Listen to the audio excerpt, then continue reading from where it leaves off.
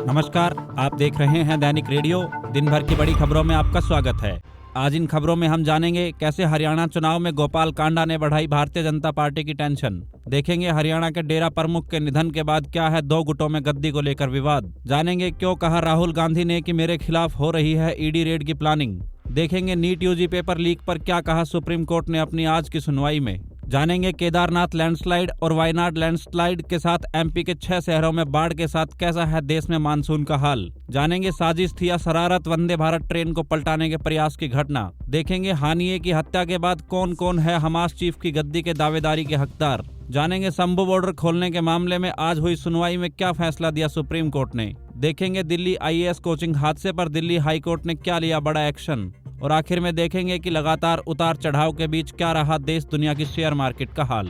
हरियाणा में गोपाल कांडा की पार्टी हलोपा अर्थात हरियाणा लोक हित पार्टी बीजेपी के साथ मिलकर विधानसभा चुनाव लड़ सकती है। मुख्यमंत्री नायब सैनी बुधवार को सिरसा दौरे के दौरान सिरसा के विधायक हलोपा सुप्रीमो गोपाल कांडा से मिले और उनके घर पर नाश्ता किया। इसके बाद सीएम ने बयान दिया था कि भाजपा हलोपा के साथ है और आगामी विधानसभा चुनाव मिलकर लड़ेंगे। अब माना जा रहा है कि भाजपा 5 विधानसभा सीटों पर हलोपा को जिम्मेदारी लगा सकती है, यानी कि गोपाल कांडा और गोविंद कांडा पर ही 5 विधानसभाओं के कमल खिलाने की जिम्मेदारी होगी। 2 सीटों के उम्मीदवारों के चयन पर हलोपा और बीजेपी दोनों में सहमति बन गई है, लेकिन 3 सीटें ऐसी है जिन पर दोनों पार्टियों के बीच पेच फंस सकता है। इनमें सिरसा, रानिया और फतेहाबाद विधानसभा सीट शामिल है, जिसमें कैबिनेट मंत्री समेत विधायक की कुर्सी भी खतरे में है। आगे बढ़ने से पहले आपसे एक अपील है कि अगर आप चैनल पर नए हैं तो चैनल को सब्सक्राइब करें और बेल आइकन को प्रेस करें ताकि हमारी हर वीडियो आप तक पहुंचती रहे। आइए अब देखते हैं आगे खबरें। हरियाणा के सिरसा में डेरा जगमाल वाली के प्रमुख महाराज बहादुर चंद वकील साहब का आज दोपहर अंतिम संस्कार किया गया। परिवार के मुताबिक डेरा प्रमुख का पार्थिव शरीर मस्ताना शाह बलोचिस्तानी आश्रम जगमाल वाली में दफनाया गया। डेरा प्रमुख का निधन एक दिन पहले 1 अगस्त को हुआ था। बता दें कि इसके बाद गद्दी को लेकर डेरे में 2 पक्ष आमने सामने हो गए हैं। इस दौरान गोलियां भी चली थी। तनावपूर्ण माहौल के चलते डेरे में पुलिस का पहरा लगा दिया गया है। इनमें से एक पक्ष डेरा प्रमुख के भतीजे अमर सिंह और उनसे जुड़े लोगों का है, वहीं दूसरा पक्ष में महात्मा वीरेंद्र सिंह और उनसे जुड़े लोग हैं। जानकारी के अनुसार डेरा की शुरुआत 1964-65 में हुई थी, जब यहां बाबा सज्जन सिंह रूहल ने संत गुरबख्श सिंह मैनेजर साहिब को अपनी कई एकड़ जमीन दान में दी और डेरा बनाने का अनुरोध किया, जिस पर संत गुरबख्श सिंह मैनेजर साहिब ने यहां मस्ताना शाह बलूचिस्तानी आश्रम की स्थापना की थी। आइए देखते हैं अगली खबर। नेता प्रतिपक्ष और कांग्रेस सांसद राहुल गांधी ने दावा किया है कि उनके खिलाफ ईडी रेड की प्लानिंग हो रही है। राहुल ने गुरुवार देर रात 1:52 पर एक्स पर पोस्ट की, जिसमें यह दावा किया था। उन्होंने लिखा, 2-in-1 को मेरा चक्रव्यूह भाषण पसंद नहीं आया। ईडी के अंदरूनी सूत्रों ने मुझे बताया है कि मेरे खिलाफ ईडी रेड की योजना बनाई जा रही है। मैं ईडी अधिकारियों का बाहें फैलाकर इंतजार कर रहा हूं। चाय और बिस्किट मेरी तरफ से। बता दें कि राहुल गांधी ने 29 जुलाई को संसद सत्र के दौरान बजट 2024-25 पर लोकसभा में भाषण दिया था। इसी दौरान उन्होंने बजट की तुलना महाभारत के चक्रव्यूह से की थी। उन्होंने कहा था कि 6 लोग का एक ग्रुप देश में चक्रव्यूह में फंसा रहा है। ये 6 लोग नरेंद्र मोदी, अमित शाह, मोहन भागवत, अजीत डोवाल, अडानी और अंबानी हैं। साथ ही राहुल गांधी ने कहा था, हजारों साल पहले कुरुक्षेत्र में अभिमन्यु को चक्रव्यूह में फंसाकर 6 लोगों ने मारा था। चक्रव्यूह का दूसरा नाम पद्मव्यूह है, जो कमल के फूल के शेप में होता है। इसके अंदर डर और हिंसा होती है। आइए देखते हैं अगली खबर। सुप्रीम कोर्ट ने आज शुक्रवार 2 अगस्त को कहा है कि नीट यूजी परीक्षा में सिस्टमैटिक ब्रीच नहीं हुआ है, यानी इस परीक्षा में सिलसिलेवार गड़बड़ियां नहीं मिली है। पेपर केवल 2 सेंटर पटना और हजारीबाग में लीक हुआ था। कोर्ट ने एनटीए की मॉनिटरिंग के लिए बनाई गई एक्सपर्ट कमेटी से कहा कि वह नीट के लिए एसओपी तैयार करे, साथ ही साइबर सिक्योरिटी में खामियों की पहचान भी करे, जिसके चलते कमेटी से 30 सितंबर तक जवाब मांगा गया है। वहीं केंद्र सरकार ने एनटीए के पूरे सिस्टम की जांच के लिए 22 जून को इसरो के पूर्व चेयरमैन के राधाकृष्णन की अगुवाई में एक्सपर्ट कमेटी बनाने की घोषणा की थी। कोर्ट ने इस कमेटी से 8 पॉइंट्स पर काम करने को कहा है। वहीं कोर्ट ने कमेटी के सुझावों के आधार पर शिक्षा मंत्रालय और एनटीए की वर्किंग में सुधार के लिए 1 महीने के प्रोग्राम तैयार करने को कहा है। 30 सितंबर के बाद अगले 2 हफ्तों में शिक्षा मंत्रालय से प्रोग्रेस रिपोर्ट मांगी है।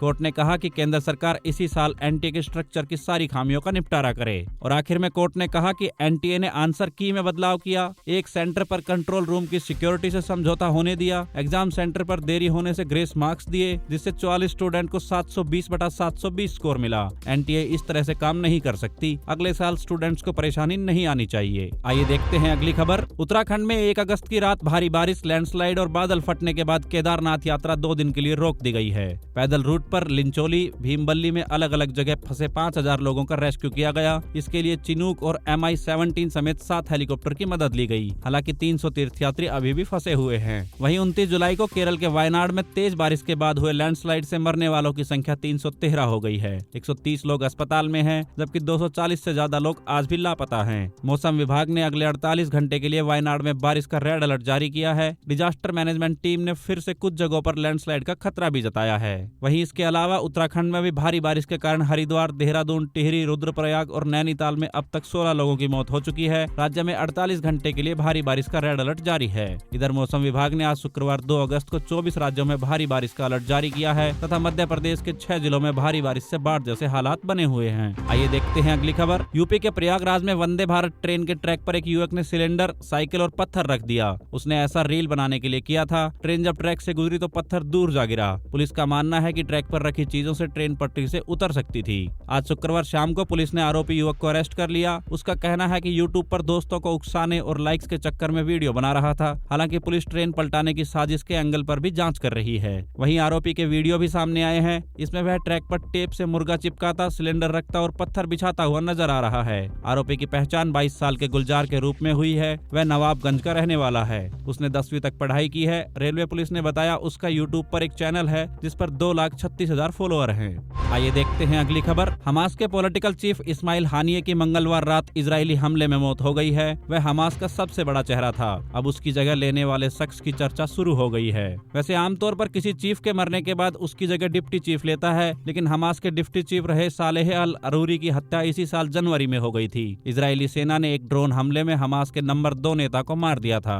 अब हमास के पॉलिटिकल विंग में नंबर 1 और नंबर 2 दोनों की कुर्सी खाली है। वहीं हानिये की मौत के बाद कुछ ऐसे लोग हैं जिनके बारे में कहा जा रहा है कि वे हानिये की जगह ले सकते हैं। शूरा परिषद हमास को सलाह देने वाली संस्था है। रिपोर्ट्स के मुताबिक इसकी बैठक जल्द होने की उम्मीद है। इसमें ही हमास के नए उत्तराधिकारी का नाम का खुलासा किया जाएगा। वहीं हमास के हानिये की जगह लेने वालों में 4 नामों की काफी चर्चा हो रही है। पहले नंबर पर याया सिनवार, हमास का सबसे खूंखार शख्स। दूसरे नंबर पर खालिद मेशाल, हानिये से पहले 21 सालों तक हमास का चीफ रहा। तीसरे नंबर पर जहर जबरीन, फंडिंग का जुगाड़ी, और खलील अल हैया, जो इजराइल की जंग के अलावा और कुछ नहीं चाहता।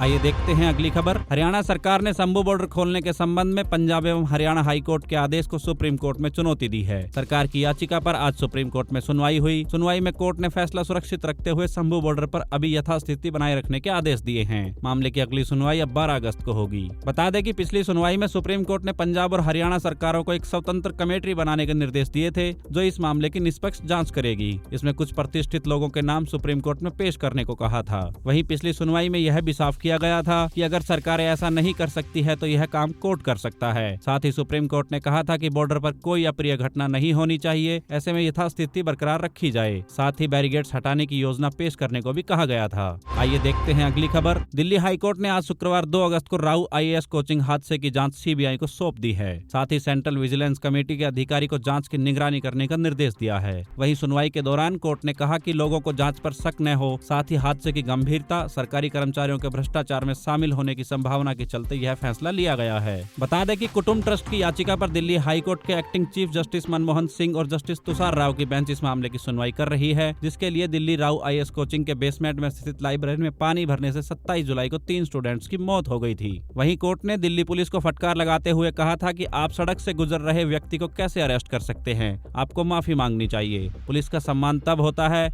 जब आप अपराधी को गिरफ्तार करते हैं और निर्दोष को छोड़ देते हैं। अगर आप निर्दोष को गिरफ्तार करते हैं और दोषी को छोड़ देते हैं तो यह बड़े दुख की बात है। अच्छा हुआ आपने पानी का चालान नहीं काटा। इसके बाद दिल्ली पुलिस ने माफी मांगी।